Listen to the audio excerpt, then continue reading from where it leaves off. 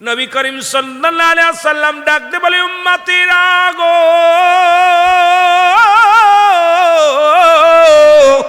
আমি নবী ঘোষণা করে দিলাম, ওই আমার উম্মতিরা শোনো গো, যে ব্যক্তি 5 ওয়াক্ত সালাত 5 ওয়াক্ত নামাজ সময় মতো আদায় করবে গো, আল্লাহর নবী তার হাত ধরে জান্নাতে নিবে। জোরে বলেন মারহাবা। সাহাবীদের মধ্যে সবচাইতে গরিব আব্দুল্লাহ আনসারী বাড়ি গেলেন। বিবি ডাক দিয়ে কয়, স্বামী এত সময় অপেক্ষা করে আছি, আপনার অপেক্ষায় গো স্বামী, আপনার এত দেরি হলো, আমার নবীজি কি ওয়াজ করছে আমারে বলেন। কারণ নবীর সাহাবীদের বিবির অপেক্ষায় থাকতো, রাসূলুল্লাহ কি ওয়াজ করেছে নবীর ওয়াজগুলো শুনবে। আর আমাদের বিবিরা কোন অপেক্ষায় থাকে? বাজারে গেছে মিষ্টি আনবে, বাজারে গেছে আমাদের জন্য মজা আনবে। মুসলমান শুনে নাও, সব অপেক্ষা বন্ধ করো, মাহফিল আছে। জিগাবা বাড়ি গেলে, ও আমার স্বামী গো, রুহুল আমিন সিদ্দিকী সাহেব কি ওয়াজ করছে, সাকাত হোসেন সাহেব কি ওয়াজ করছে? যদি আমলের ওয়াজ থাকে আমাকে একটু বলে দাও, আমি একটু আমল করব। জোরে জোরে চিল্লায় বলো মারহাবা। রাসূলের সাহাবী আব্দুল্লাহ আনসারী ডাক দিয়ে কয়, স্বামী, আব্দুল্লাহ আনসারী বিবি ডাক দিয়ে কয়, স্বামী রে, আমার নবী কি ওয়াজ করছে একটু বলেন। আব্দুল্লাহ আনসারী ডাক দিয়ে বলে, বিবি, ও বিবি শোনো গো, আজকে নবী ওয়াজ করছে যে ব্যক্তি 5 ওয়াক্ত নামাজ সময় মতো আদায় করতে পারবে, আল্লাহর নবী ওয়াদা করেছে রাসূলুল্লাহ তার হাত ধরে জান্নাতে নিবে। সুবহানাল্লাহ বলেন না। আব্দুল্লাহ আনসারী বিবি ডাক দে কয়, স্বামী রে, আপনার কাছে খাবার চাই না, বাড়ি চাই না, সম্পদ চাই না, কোনো দামি গহনা চাই না, আপনি একটু সময় করে দিবেন, আমিও যেন 5 ওয়াক্ত সালাত 5 ওয়াক্ত নামাজ সময় মতো আদায় করতে পারি, আমিও যেন আপনার সঙ্গে রাসূলুল্লাহর সঙ্গে জান্নাতে যেতে পারি। স্বামীর একটা মাত্র দাবি, আপনি আমার এই সুযোগটুক করে দিবেন, আমিও যেন 5 ওয়াক্ত সালাত আদায় করতে পারি। জোরে বলেন মারহাবা। প্রতিদিন আনসারী নামাজে যায়, 5 ওয়াক্ত নামাজে আনসারী প্রতিদিন যায়। সালাম ফিরায় রাসূলুল্লাহ দেখে, ডান দিক থেকে বাম দিকে সালাম ফেরানো পর আনসারী মসজিদ থেকে বাইর হয়ে যায়, এক দড়ি বাড়ি চলে আসে। রাসূলুল্লাহ সাহাবীদেরকে বললেন, সাহাবীরা, আমি কদিন লক্ষ্য করি আনসারী নামাজে আসে সময় মতো, একদম কাটায় যখন আমি দাঁড়ায় যাব তখন নামাজে আসে, আবার সালাম শেষ করার পর আনসারী মসজিদ থেকে বাইর হয়ে দৌড়ায় বাড়ির দিকে যায়। খবর নাও আমার আনসারী কি হয়েছে, আমার আনসারী কেন এটা করে, কেন আজ কয়দিন আমি আলোচনায় বসেন আমার আনসারী। নবীজি বলা পরে সাহাবীরা বলেন, ইয়া রাসূলুল্লাহ, ইয়া হাবিবাল্লাহ, নিশ্চিত আনসারী দুনিয়ার কোনো প্রেমে পড়ছে, দুনিয়ার কোনো ঝামেলার মধ্যে আছে, এই জন্য আপনার আনসারী নামাজ শেষ করে চলে যায়। আমার নবী বলে, আমার সাহাবীরা রে, আমি নবী নিজে যাব, খবর নিব আমার আনসারী কেন নামাজ শেষ করে দৌড়ায়া মসজিদ থেকে বাইর হয়ে যায়, আমি নবী নিজেই খবর নিব। জোরে জোরে বলেন আল্লাহু আকবার। এবার রাসূলুল্লাহ চলে গেলেন আনসারীর বাড়িতে, সালাম দা, আসসালামু আলাইকুম আলাল বাইত।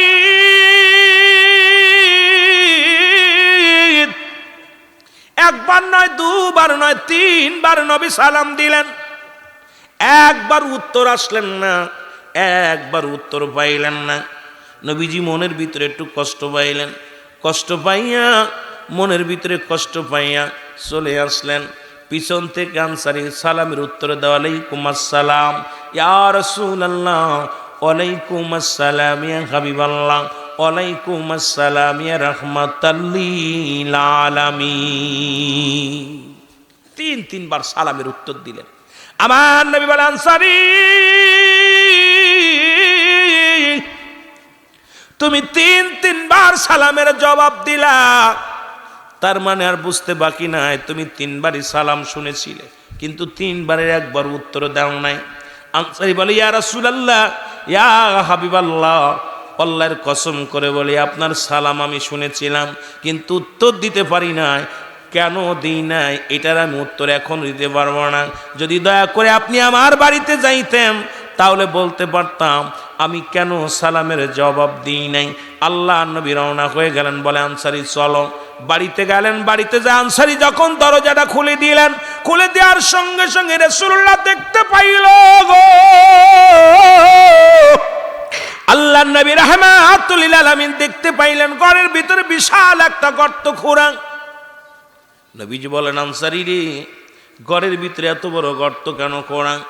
আনসারী বলে ইয়া রাসূলুল্লাহ ইয়া হাবিবাল্লাহ, যখন আপনি আমাকে সালাম দিয়েছিলেন ইয়া রাসূলুল্লাহ ইয়া হাবিবাল্লাহ, তখন আমি উলঙ্গ অবস্থায় এই গর্তের মধ্যে বয়াছিলাম।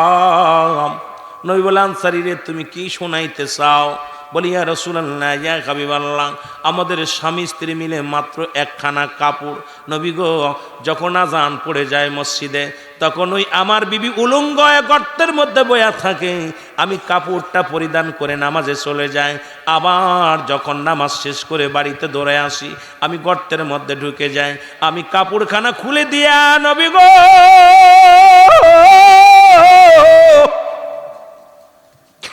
আমি ওই কাপড়খানা খুলে দিই, আমার বিবি পরিধান করে উজু করে নামাজে দাঁড়া যায়। ইয়া রাসূলুল্লাহ ইয়া হাবিবাল্লাহ, আপনি যখন আমার সালাম দিয়েছিলেন, যখন আমার ঘরে আপনি আগমন করেছিলেন, আল্লাহর কসম করে বলি নবী গো, তখন আমি উলঙ্গ অবস্থায় গর্তের মধ্যে বসেছিলাম, এই কারণে আপনার সালামের জবাব দিতে পারি নাই। আল্লাহ নবী বলে আনসারী রে, তুমি কি শুনাইলা? বলে ইয়া রাসূলুল্লাহ ইয়া হাবিবাল্লাহ, আপনি সেদিন নামাজের ওয়াজ করতেছিলেন যে ব্যক্তি 5 ওয়াক্ত সালাত জামাতের সঙ্গে সময় মতো ওক্ত মতো আদায় করে নিতে পারবেন, আপনি তার হাত ধরে জান্নাতে নিয়ে যাবেন। এই কথাটা যখন আমি বাড়ি এসে আমার বিবিরে শোনাই, আমার বিবি আমার হাতে ধরে বলেছিল, স্বামীরে, জীবনে কোনো দামি কাপড় চাই না, খাবার চাই না, কোনো সোনা দানা চাই না, আপনি আমাকে একটু সুযোগ করে দিবেন, আমিও যেন 5 ওয়াক্ত সালাত আদায় করে রাহমাতুল লিল আলামিন এবং আপনার সঙ্গে জান্নাতে যেতে পারি। ইয়া রাসূলুল্লাহ ইয়া হাবিবাল্লাহ, এই কারণে আমার একটা কাপড়ের জন্য আমরা নবী গো ইয়া রাসূলুল্লাহ ইয়া হাবিবাল্লাহ মায়ের নবী, নবী গো আমি প্রতিদিন নামাজে যাই, নামাজ শেষ করে দূরে বাড়ি আসি, আমার বিবিও 5 ওয়াক্ত নামাজ সময় মতো পড়ে। আমার নবী চোখের পানিগুলো ফেলে দিয়ে বলে আনসারী রে, আয় আমার বুকের মধ্যে, আনসারী রে, আমি কথা দিলাম ইয়াউমাল কিয়ামতের ময়দানে তোদের স্বামী স্ত্রী দুজনকে নিয়ে আমি নবী জান্নাতে যাব। জোরে জোরে চিল্লায়া বলা যাবে না মারহাবা।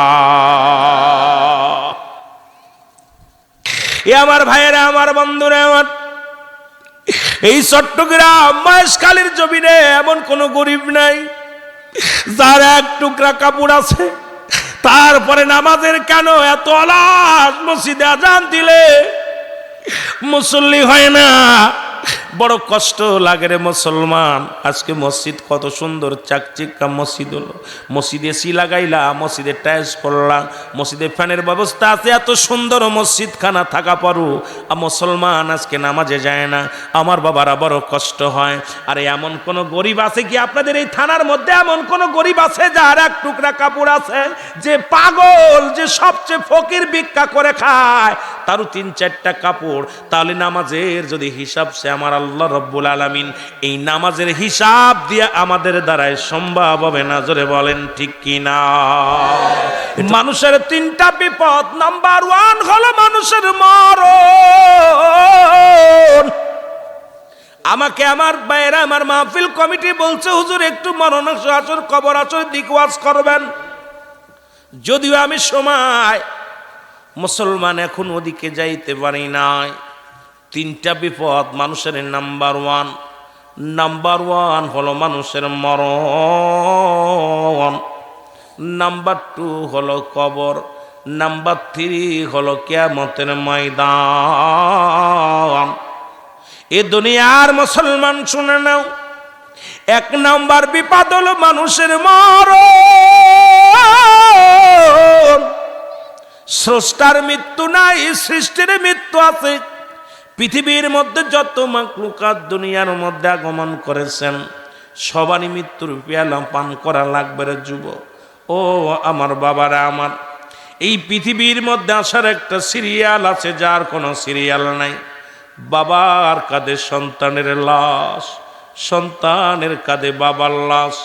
এই পৃথিবীর মধ্যে সন্তানের লাশ বহনকারী ব্যক্তি জানে গো, ওই বাবারে জিগাইবেন আপনি কেমন লাগলো, বাবায় ডাকতে বলবে ও দুনিয়ার মানুষ, সন্তানের লাশ যে কত ভারী এই পৃথিবীর মধ্যে তোমারে বোঝায় বলতে পারবো না। এ দুনিয়ার মুসলমান শুনে নাও, এই মরণের পেয়ালা পান করতে হবে গো। আল্লামা মুফতি আমজাদ আলী সাহেব একটা কিতাব লেখলেন, কিতাবের নাম বারী শরিয়াত। এই কিতাবের মধ্যে লিখতে যা বললেন, দুনিয়ার মানুষ শোনো, মানুষ যখন ইন্তেকাল করে সাধারণ মৃত্যুবরণ করে, ইমানদার যখন মৃত্যুবরণ করে, ইমানদারের মৃত্যুটা হয় মুসলমান আটা গোলাইয়া খামির বানাইয়া, ওই খামিরের মধ্যে যদি একটা চুল পড়ে, ওই চুলটা টান দিয়ে বাইর করলে যেমন অনাসে বাইর হয়ে যায়, ইমানদারের মৃত্যুটা ঠিক সেমনি হয়। আর বেঈমানদের মৃত্যুটা কত কঠিন হয় রে মুসলমান। ও আমার বাবারা আমার শুনে নাও, এরে আল্লামা মুফতি আমজাদ আলী সাহেব তার কিতাবের মধ্যে লেখলো, দুনিয়ার মানুষ শোনো, কিতাবের নাম বারী শরিয়াত। এই কিতাবের মধ্যে লিখলেন, মানুষ যখন মারা যায় 70টা তাজা উটের গায়ের চামড়া জবাই না করিয়া উল্টো দিকে টান দিয়া লবণ আর মরিচ লাগায় দিলে যতটুক যন্ত্রণা হয়, এর চাইতে 70 গুণ যন্ত্রণা হলো একটা সাধারণ মৃত্যু। এখন আমরা মরণকালে যারা পায়খানা করে দিই, মরণের সময় যারা মুসলমান যারা প্রস্রাব করে দেয়, কত মানুষের দাফন করাইলাম, কত মানুষের কাপন পরাইলাম রে, ওই মরণের সময় যাদের চোখ দুটি বড় বড় হয়ে যায়, মরণের সময় যাদের জিহ্বাটা বড় হয়ে যায়, কত মানুষ মরণের সময় জিহ্বা বাইর হয়ে যায়, কত মানুষের চোখ দুটি বড় বড় হয়ে যায়, এক টঙ্গ পড়ে যায়, পায়খানা প্রস্রাব করে দেয়, তাদের মৃত্যুটা কত কঠিন হয়। আল্লাহ, এই মৃত্যুর পেয়ালা পান করতে হবে, এর মধ্যে কোনো সন্দেহ নাই। ফিরাউন নমরুদ কারণ যারা খোদাই দাবি করেছিল, তারাও তো দুনিয়া থেকে চলে গেছে, আমি আপনিও চলে যেতে হবে, থাকার জায়গা না। জোরে জোরে চিল্লায় বলেন যে ঠিক কিনা। এর নবীর কত ভালোবাসতো বিক্রম, একটা কথা বলতে যায়, ও যুবক দিলের কান্ডা লাগা শোনো গো, ও যুবক হযরত উমর ফারুক রাদিয়াল্লাহু তাআলা নূর ছেলে। ওয়াজ কিন্তু নামাজের ভিতরে রাখছি, মনে রাখবেন, বলবেন না। ওয়াজ কই দিকে কই যায় একটু খেয়াল রাখবেন। হযরত উমর ফারুক রাদিয়াল্লাহু তাআলা নূর ছেলে আব্দুল্লাহ আর হযরত আলী রাদিয়াল্লাহু তাআলা নূর ছেলে হযরত মুসলমান হুসাইন রাদিয়াল্লাহু তাআলা, এর দুইজন খেলা করতেছে। হঠাৎ করে দুজনের খেলার মধ্যে মুসলমান শোনো, খেলা করতে করতে ছোট্ট মানুষ, এ মুসলমান আব্দুল্লাহ একটা ভুল করেছে, এবং এই ভুলের করার কারণে হযরত হুসাইন রাদিয়াল্লাহু তাআলা ডাকতে বলে, আব্দুল্লাহ তুমি গোলামের পুত, গোলাম তুমি এটা করেছো। জোরে জোরে চিল্লায় বলা যাবে না আল্লাহু আকবার। গোলামের পুত গোলাম বলে গালি দিছে রে মুসলমান। গালি দিছে কি? গালি দিছে আমার নবীজির কলিজার টুকরা আল হাসান হুসাইন, হুসাইন রাদিয়াল্লাহু তাআলা আনহু, যিনি জান্নাতি সরদার, যুবকদের জান্নাতির সরদার। জোরে জোরে চিল্লায় বলা যাবে না মারহাবা। আব্দুল্লাহ দানালিস দা হযরত উমর ফারুক তখন খলিফা, ইসলামের দ্বিতীয় খলিফা। নবীর আশিকেরা, নবীর প্রেমিকারা তোমাদের বুঝাইতে যা দুইটা কথা বলে যাই গো। নবী এমনি বলে না হায়াতি খায়রুল লাকুম, আমার হায়াতের জিন্দেগিটা আমার উম্মতের জন্য কল্যাণ স্বরূপ গো। রাসূল বলছে আমি উম্মতের সঙ্গে কথাবার্তা বলেছি, উম্মতের সঙ্গে চলাফেরা করেছি, এই জন্য আমার উম্মতের জীবন বড় ধন্য। জোরে বলো মারহাবা। এ মুসলমান, আব্দুল্লাহ যে হযরত উমর ফারুক রাদিয়াল্লাহু তাআলা আনহুর কাছে যে বলেন, আব্বাজান এ আমার আব্বা যান, আপনি ইসলামের দ্বিতীয় খলিফা, বর্তমান অদ্য রাজ্যের খলিফা, অদ্য পৃথিবীর খলিফা গো বাবা যান। যার কথা আপনি শুনেছি, আপনি যে রাস্তা দিয়ে যান সেই রাস্তায় কোন ইবলিস শয়তান জাতি ভয় পায় গো আমার আব্বা যান। তবে বড় কষ্ট, আমার বড় কষ্ট লাগছে। আজকে হযরত আলী রাদিয়াল্লাহু তাআলার ছেলে হুসাইন রাদিয়াল্লাহু তাআলা আমাকে গোলামের পুত গোলাম বলে গালি দিছে। আমার বড় কষ্ট লাগছে গো আমার আব্বা জান। আমাকে যদি গোলাম বলে গালি দিত দুঃখ ছিল না বাবা গো। আপনাকে বলছে গোলাম, আমি গোলামের পুত, কারণ আপনিও গোলাম আমিও গোলাম। আপনি হলেন এই দেশের প্রেসিডেন্ট, বর্তমান জামানার সবচাইতে আলোচিত প্রেসিডেন্ট। মুসলমান শুনে নাও, কারণ রব্বুল আলামিন এমন পাওয়ার, এমন ক্ষমতা হযরত ওমর ফারুককে দিয়েছেন, যিনি ইসলামের দ্বিতীয় খলিফা, যাকে অদ্য পৃথিবীর খলিফা নিযুক্ত করেছিলেন আল্লাহ রব্বুল আলামিন। জোরে জোরে চিল্লায় বলা যাবে না মারহাবা। ওমরের ভিতরে লাগছে, কিরে আব্দুল্লাহ, ছোট্ট মানুষ হুসাইন রাদিয়াল্লাহু তাআলা আনহু আমাকে গোলামের পুত গোলাম বলে গালি দিল আমার ছেলেকে। আমি হলাম বর্তমান প্রেক্ষাপটে, বর্তমান শুধু নয়, বর্তমান সমাজের প্রধানমন্ত্রী, দ্বিতীয় খলিফা, ইসলামের দ্বিতীয় খলিফা। আমি শাসক, আর আমার এই গোলাম বলে গালি দিয়েছে। মিটিং ডাকা হলো, সবাইকে ডাকা হলো, এর একটা বিচার করা লাগবে, ডাকো হুসাইনকে, ডাকো। হুসাইনকে ডাকা আনা হলো। হযরত আলীকেও ডাকা হলো। হযরত আলী রাদিয়াল্লাহু তাআলা আনহু আসলেন। আলী রাদিয়াল্লাহু তাআলা ডাক দিয়ে বলে, এ ভাই উমর, ছোট্ট মানুষ ভুল করেছে, বলে ভুল করেছে, এটাকে শুধরায় নেওয়া যায়, কেউকে ক্ষমা করা যায় কিনা। ওমর বলার আগেই ডাক দিয়ে বলে, হুসাইন বাবা, কিসের জন্য তুমি ক্ষমা চাও? ওকে আমি গোলামের পুত গোলাম বলেছিলাম। জোরে জোরে চিল্লায় বলা যাবে না মারহাবা। এই ভরা মজলিসে তোমার বাবার একটা সুনাম নষ্ট হবে, তোমার সুনাম নষ্ট হবে। তুমি যে যিনি প্রধানমন্ত্রী, বর্তমান মক্কা মদিনার শাসক, তাকে তুমি গোলাম বলেছো, ছেলেকে গোলামের পুত গোলাম বলে গালি দিছো, বড় একটা গালি দিছো। এটার বিচার না জানি কি বিচার হয়। কদিন আগে উমর তার নিজের সন্তানকে হত্যা করেছে, সেই জিনার তোহমাতের কারণে তাকে ডুরা মেরে আঘাত করে শেষ করে দিছে। আর এখন উমর তো খুব শাসক, এমন শাসক ছিল, নিজের ছেলের বিচার করতে দিলে এক চুল পিছপা হয় নাই। এত বড় শাসক আর এত বড় একনিষ্ঠ মানুষ যে নিজের সন্তানের পক্ষে যায় নাই, সন্তানের বিপক্ষে রায় দিয়ে সন্তানকে বেতের আঘাতে, মুসলমান চাবুকের আঘাতে তাকে দুনিয়া থেকে বিদায় করে দিছে। আল্লাহু আকবার বলেন না। সবাই ভয়ের মধ্যে আছে, না জানি হুসাইনের কপালে কি আছে। হুসাইনকে ডাকা হলো। হুসাইন বলেন, বড় মজলিসে সবার সামনে হুসাইনকে ডাকতে বলো, হুসাইন তুমি কি আব্দুল্লাহকে গোলামের পুত গোলাম বলেছো? বলে হ্যাঁ বলেছি। সুবহানাল্লাহ বলেন না, 100 বার বলেছি। বলে উমর রাদিয়াল্লাহু তাআলা ডাক দে বলে, হুসাইন তুমি কেমনে বললা? তুমি এত বড় একটা গালি দিলা কও? বলে আমি আপনার কাছে জানতে চাই, আপনি কি আমার নানার পানি টেনে দিতেন না? আপনি কি আমার নানার বিছনা বানায় দিতেন না? আপনি কি আমার নানার অজুর পানি গুছায় দিতেন না? আপনি কি আমার নানার খেদমত করতেন কিনা? আপনি কি আমার নানার লাঠি মুবারক গায়ে দিতেন কিনা? হযরত তোমার চোখের পানিগুলো টাচ করে জমিনের মধ্যে ছেড়ে দিছে। হযরত তোমার ফারুক রাত চোখের পানি ছেড়ে ডাকতে বলে, হুসাইন, হুসাইন আমি অস্বীকার করব না রে, এরে আমি রাহমাতুল লিল আলামিনের গোলাম, আমি তো স্বীকার করি না। জোরে জোরে চিল্লায় বলা যাবে না মারহাবা। ডাক দে বলে, উমর আপনি আমার নানার গোলাম ছিলেন কি না? বলেন হ্যাঁ। এখন আপনার ছেলেকে বলেছি গোলামের পুত গোলাম, সুতরাং আপনি আমার নানার গোলাম, আর আপনার সন্তান হলো মুসলমান আব্দুল্লাহ, এই জন্য আমি গোলামের পুত গোলাম বলেছি।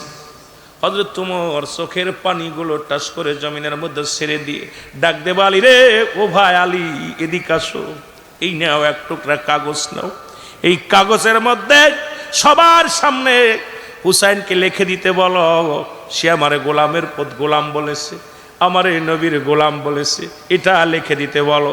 আজকে আমরা নবীর গোলাম বললে মানুষের নজরে লেগে যায়। যখন বলি নবীজির গোলাম, সঙ্গে সঙ্গে মানুষের চোখের কাটা হয়ে যায়, কয় নবীর কোনো গোলাম নাই। আরে আমরা যদি নবীর গোলামি করতে পারি, আমার আপনার জীবনটা বড় ধন্য। জোরে বলেন ঠিক কিনা? এ আমার ভাইয়েরা, আমার বন্ধুরা, আমার হযরত উমর ফারুক কাগজখানা দিলেন, এ ভাই আলী, এই কাগজের মধ্যে হুসাইন রাদিয়াল্লাহু তাআলাকে লিখে দিতে বলো, আমাকে সে গোলাম বলেছে, তারপর আমি বিচার দেখতেছি, তারপরে কি বিচার করা যায়। লোকজন আশ্চর্য হয়ে গেলেন, সবাই তাকায় আছে হযরত উমরের দিকে, না জানি হুসাইনের বিপক্ষে কি বিচার যায়। হুসাইন রাদিয়াল্লাহু তাআলা লিখে দিলেন, হ্যাঁ সাক্ষ্য করে দিলেন, আমি আপনাকে গোলামের পুত গোলাম বলেছি। কাগজখানা নিয়ে একটু চুমা দিয়ে বুকের সঙ্গে ধরে ডাকতে বলে, এই উপস্থিত জনগণ শোনো গো,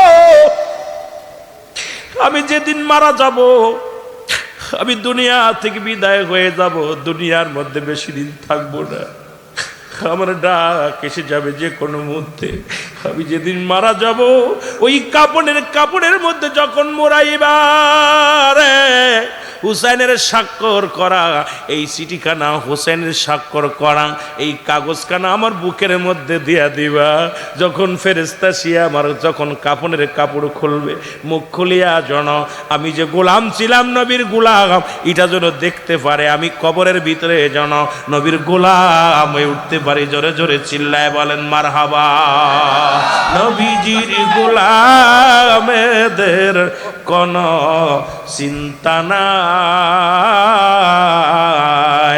আয় নবীজির দিদারে মদিনাতে যায়, বলে নাই নবীজির দিদারে মদিনাতে যায়। যে কথাগুলো বলতেছিলাম, হযরত উমর বলে আমি জীবনে সার্টিফিকেট পেয়ে গেলাম।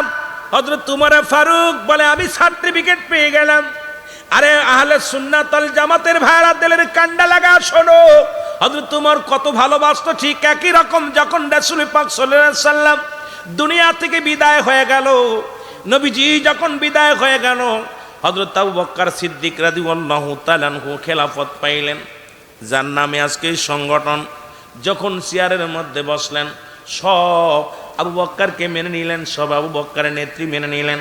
কিন্তু হযরত উমর ফারুক রাদিয়াল্লাহু তাআলা হযরত উমরের দিকে তাকায়া, হযরত আবু বকরের মুখের দিকে তাকায়া, ফেলায়া তাকায়া চোখের পানিগুলো ছেড়ে কাঁদতে লাগলো। চোখের পানিগুলো ছেড়ে দিলেন। এ মুসলমান, হযরত উমর বলে, এ ভাই আবু বকর, হযরত এ মুসলমান আবু বকর বলে, ভাই উমর, আমি খলিফা আছি, তুমি মনে হয় মানতে পারো না, কারণ সবাই তো আমাকে মেনে নিছে, সবাই তো আমার অনুগত হয়েছে। আমি দেখছি গতকালকে যখন আমি রাজ সিংহাসনে বসেছিলাম, যখন আমি এই কুরসির মধ্যে বসে বিচার কার্য শুরু করেছিলাম, তখনও তুমি আমার দিকে তাকায় তাকায় কেঁদেছিলে। আজকেও যখন রাজসভা শুরু হলো, আমি দেখি তোমার চোখে পানি, তুমি আমার দিকে তাকায় কাঁদতেছো। আরে তুমি, আমি চাই না এই রাজত্ব, চাই না এই লাও হে উমর, আমি রাজত্ব চাই না, এই সিংহাসন চাই না, তোমার চোখে পানি, তুমি আমাকে মানতে পারো না। হযরত উমর ফারুক চোখের পানিগুলো ছেড়ে দিয়ে বলে, ভাই আবু বকর রে, ও আবু বকর, তুমি ছোট্টবেলা থেকে আমার নবীরে পাইছো, আমি উমর, আমি খাত্তাবের বেটা, আমি আমার নবীর অনেক পরে পাইছি। যখন আমার নবীর কদমে আইতাম, তুমি এতই যদি পারো রাজ সিংহাসন যেমনি ফিরিয়ে দিতে চাও, তুমি এতই যদি পারো আমার নবীরে ফিরায়া দাও। আরে আমার নবী বিনে আমি উমর পাগল। যখন আমি এই রাজ দরবারে আসতাম, আমার রাসূলুল্লাহ চেহারা মুবারক দেখে আমি সব দুঃখ ভুলে যেতাম, নবীর চেহারা দেখিয়া দুনিয়ার সব কষ্ট ভুলে যেতাম রে ভাই আবু বকর। আজ 2টা দিন পার হয়ে গেল, এই রাত সবাই যখন আসি, সবাইকে দেখতে পাই মায়ার। ভাই আবু বকর, যেমনি তুমি আমার সিংহাসন ফেরত দিতে চাও, তদ্রূপ আমার নবীরে ফিরা দাও। আমি রাজ সিংহাসনের জন্য কান্দি না, ক্ষমতার জন্য কান্দি না, আমি নবীকে এত ভালোবাসি, আমার নবীরে, আমার নবী বিনে আমি উমর বড় পাগল হয়ে যায়। আমার নবী ওই দিকে যখন তাকায় আমি তাকায়া আমার রাসূলুল্লাহর প্রেম দেখতে পাই, ভালোবাসা দেখতে পাই। এই জন্য আমি চোখের পানি ধরে রাখতে পারি না। জোরে জোরে চিল্লায় বলা যাবে না মারহাবা। বান্দা যখন রিয়াজুল জান্নাহ বেহেশতের বাগানের দিকে রওনা হয়ে গেছে গো, প্রতিটা কদমে কদমে আমার আল্লাহ রাব্বুল আলামিন ওই বান্দার জীবনের সগীরা গুনাহগুলো মাফ করে দিয়েছে। জোরে বলেন মারহাবা। কি গুনাহ মাফ হয়েছে? সগীরা গুনাহ মাফ। ও যুবক, আজকে বড় ভাগ্যবান আপনারা রে বাবা। আজকে মুসলমান ইউনুসখালীর মানুষেরা ভাগ্যবান, কারণ আজকে মাহফিলের দিকে যখন বাড়ি থেকে রওনা দিছে, প্রতিটা কদমে কদমে রব্বুল আলামিন আপনার আমার জিন্দেগির সব সগীরা গুনাহ মাফ করে দিছে। আমরা শুধু সগীরা গুনাহ করি নাই, পদে পদে করেছি কবিরা গুনাহ। নামাজ ছেড়ে দেয়া কবিরা গুনাহ, মিথ্যা বলা কবিরা গুনাহ। ও মুসলমান শুনে নাও, এরে মুসলমান, নামাজের গুরুত্ব ভুলেই তো গেছি আজকে দুনিয়ার মধ্যে আমরা সবাই। এক ওয়াক্ত নামাজ যদি কাজা যায়, মুসলমান শুনে নাও, 80 খুতবা পরিমাণ জাহান্নাম গো। যার এক খুতবা পরিমাণ হলো 2,88,00,000 বছর। জোরে জোরে চিল্লায় বল আল্লাহু আকবার। 2,88,00,000 বছর। এক ওয়াক্ত নামাজ কাজা গেলে 80 খুতবা পরিমাণ, আরো 79 খুতবা পরিমাণ আছে। তাহলে আপনার জীবনে আমার জীবনে যত নামাজ কাজা গেছে, এইগুলো যদি রব্বে কারিম ধরে, আমার আপনার বাঁচার কোনো পথ। এ আমার ভাইয়েরা, আমার বন্ধুরা, আমার গভীর মনোযোগ। নামাজ ছেড়ে দেয়া কবিরা গুনাহ, মিথ্যা বলা কবিরা গুনাহ, বেগানা নারীর সঙ্গে দেখা দিয়া কবিরা গুনাহ, বেগানা পুরুষের সঙ্গে দেখা দিয়া কবিরা গুনাহ। মাশাআল্লাহ, হয়তো মহেশখালীর মা বোনেরা পর্দার মধ্যে থাকে, বাইরে যায় না। বাবারা, চট্টগ্রামের মেয়েরা হয়তো ভালো পর্দার বিধান মানে, কারণ নামাজ যেমন ফরজ, পর্দাও তেমনি ফরজ। বেগানা নারী দেখছি আর দেখা হারাম। এ মুসলমান, যাদের সঙ্গে দেখা দেয়া যায় তাদের সঙ্গে বিয়ে করা হারাম, হারাম, হারাম। যাদের সঙ্গে দেখা দেয়া হারাম, তাদের সঙ্গে বিয়ে করা জায়েজ। আজকে আমার সমাজ, আমার জাতি, এই পর্দার ওয়াজ যদি করা হয়, যদি এই বিধানের ওয়াজ করা হয়, আমার দেশে অনেক আলেম ধরা পড়ে যায়, অনেক মৌলবী ধরা পড়ে যায়। কারণ যাদের সঙ্গে মুসলমান শুনে না, ও বেগানা নারীর চেহারা দেখা হারাম। আর এই হারামকে কেউ হালাল বলার এখতিয়ার কারণ নাই। এত গুনাহ করেছো, গুনাহগুলো মাফের দরকার আছে কি না? আর একটু জোরে জোরে চিল্লায় বলেন, আছে কি না? আল্লামা কুতুবী রাহমাতুল্লাহ বয়ান করে, দুনিয়ার মানুষ শোনো, এত গুনাহ করছো, গুনার বোঝা মাথায় নিয়া বান্দা যখন রিয়াজুল জান্নাহ বেহেশতের বাগানে বসে আল্লাহ বলে ডাক দেয়, কবরের কথা চিন্তা করে, কবরের ভয়ে, জাহান্নামের ভয়ে, বান্দা যখন চোখের পানিগুলো ছেড়ে দিয়ে বলে, আল্লাহ আমি পাপী, আমি গুনাহগার, রব্বি কারীম,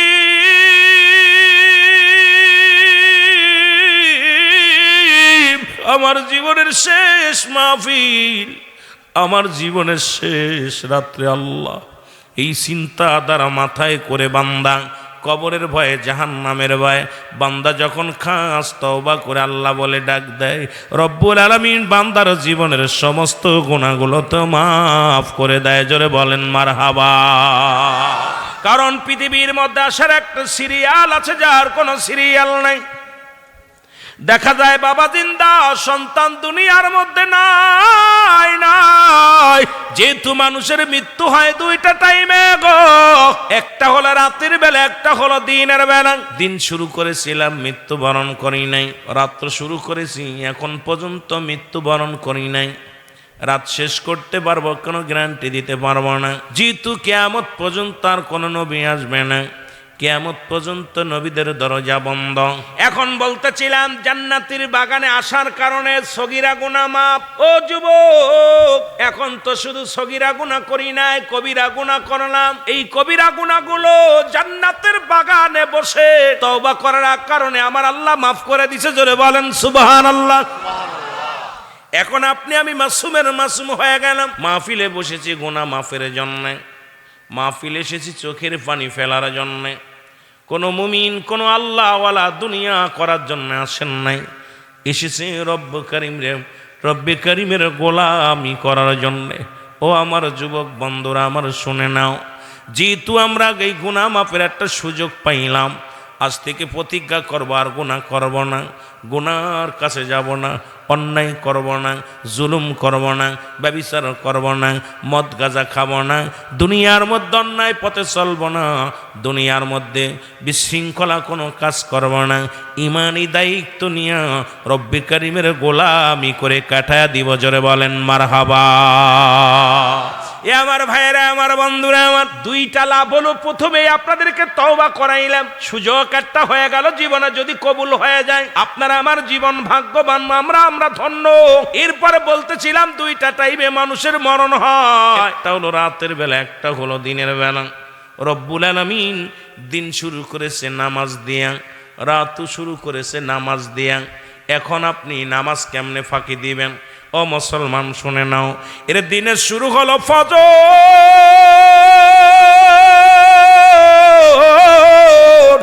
বান্দা দুরাকাত সুন্নাত নামাজ তুমি আদায় করলা গো, সঙ্গে সঙ্গে তুমি হয়ে গেলে আমার নবীর প্রেমিক। এবার দুরাকাত ফরজ নামাজ তুমি আদায় করলা, সঙ্গে সঙ্গে হয়ে গেলা তুমি আল্লাহর গোলাম। এখন দিনের মধ্যে যদি তোমার মরণ হয়, তোমার মরণটা হবে আমার রাসূলের প্রেমিক, আল্লাহর গোলাম। জোরে জোরে বলেন মারহাবা। এখন তুমি সুন্নাত আদায় করো নাই, ফরজ আদায় করো নাই। ও বান্দা, দিনের মধ্যে তোমার মরণ যদি হয়ে যায়, রব্বি করিম তোমারে বান্দা বলে স্বীকার করবে না, বান্দি বলে স্বীকার করবে না, রাসূল তোমাকে উম্মত বলে স্বীকৃতি দিবে না। ও মুসলমান শোনো, তোমার লাশটা কার আল্লাহ হিল্লায় থাকবে। এই জন্য মুসলমান শোনো, রব্বুল আলামিন নামাজের প্রতি কত আমার নবীজি গুরুত্ব দিছে উম্মতের জন্য। নামাজ দিয়া দিন শুরু করেছে।